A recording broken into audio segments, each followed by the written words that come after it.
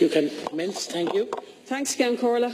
Well, Count Corla, in an earlier contribution, I think it was Deputy Martin asked how long would the Anti-Austerity Alliance and people before profit as well deny that Brexit was right-wing and racist. But I'd also ask how long will Deputy Martin and other deputies from Fine Gael, Labour, etc. deny that the EU is right-wing and racist. And I'd also like to put another scenario, a more positive scenario arising from the Brexit result.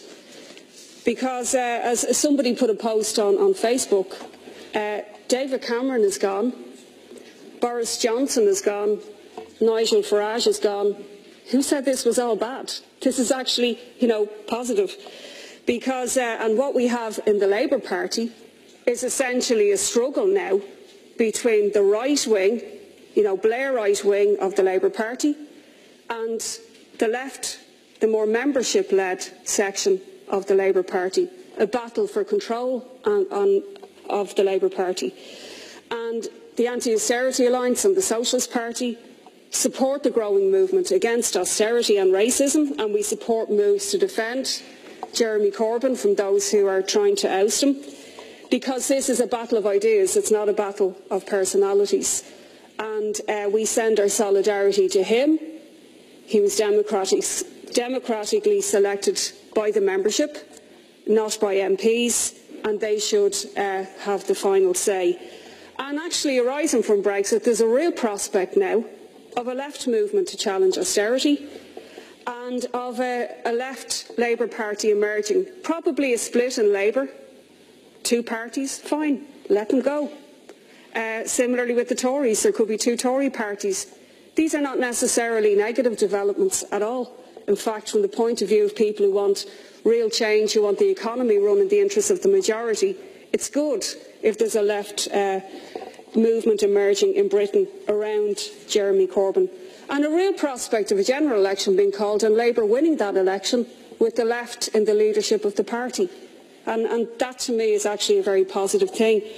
Now, rising from Brexit as well, there's been an attempt to sully working class people and those in Britain who voted to leave the EU, as if they represented just one, right-wing and racist bloc. But actually, if you examine the statistics, all across Europe, there's a movement against what the EU has become. There's an article in the Daily Telegraph, it's not a radical socialist journal, talking about a tsunami of referendums on the cards now, possibly 33 referendums being called for or to be held in the coming year. And not all of them from a right-wing perspective either. A recent survey by the Pew Research Centre found that 38% of French people had a favourable attitude to the EU. Sorry, that only 38% have a favourable attitude and 62% a negative. And that, it's not accidental. It arises from the economic crisis in 2008 and 2009, and who was made to pay in Europe for that crisis. And this seems to be not understood at all by the government side.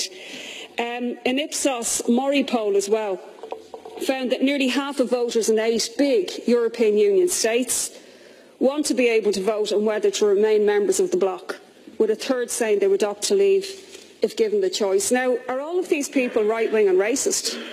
All of a sudden. If you take France and Italy, that's far from the case. In the case of France, there's talk now of a Frexit. And the discourse there is not to do with a right-wing trend. It's to do with the fact that the anti-EU sentiment in France comes from the working-class French electorate, who feel the EU project has been hijacked by ultra-liberal technocrats and they want to see it go the other way. And how have the French working class shown their dissatisfaction with the EU? They've shown it through nationwide strikes, blockages and scenes of urban unrest, and have made the comment that Brexit teaches a lesson to the whole of Europe: either we change it or we leave it. Now, I don't think, Count Corla, unfortunately the EU can be changed. I think we saw that ultimately in Greece last year with the humiliation that was heaped and the referendum of the people of Greece ignored by the EU leadership. Similarly in Italy, the Five Star Movement have said we want Europe to be a community, not a union of banks and lobbies. I think it's really important that the Taoiseach and the government understand that the movement now is away from the EU and the way it's become, and for a return to democracy, for real workers' rights, which the EU can provide. Now, I noted as well that NATO was in attendance at the meeting that was held at the European Council. And I think that just says it all about the fact that NATO is sitting in and taking part in a meeting like that.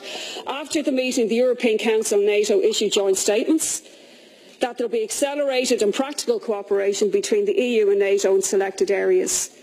They called for further enhancement of the relationship in light of our common values and the unprecedented challenges from the South and the East. Now, what are these unprecedented challenges from the South?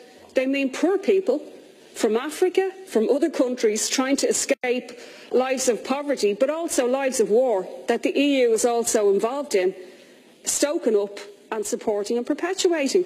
That's what they're talking about, this terrible challenge. I noted that the Taoiseach was also at the European Council meeting near the 100th anniversary of the Battle of the Somme, where 1 million young people were slaughtered. The European Council, mentions these unprecedented challenges, so much for helping these people. In relation to migration as well, the EU has now become an entity for keeping out the poorest people on the planet from entering its borders. That is racist. And not alone that, but they're boasting now that instead of, and this is in the European Council report from Donald Tusk, that the sense of security in Europe has been restored because the numbers entering Europe from the Middle East each day is down to 50 a day as opposed to 7,000. And where are these people being held? They're being held in Turkey in the most horrific conditions, thanks to an agreement that the EU signed with Erdogan, the Prime Minister there. So that's the EU that we see. And just in conclusion, there was an establishment line of argument that the vote by British people to leave the EU was racist, it was isolationist and xenophobic. But in actual fact, what we're seeing across Europe is an anti-EU sentiment arising from the bailout and austerity programme inflicted since 2008 and 2009, and also an EU that has become anti-immigrant and put up fortresses against the poorest people in the world.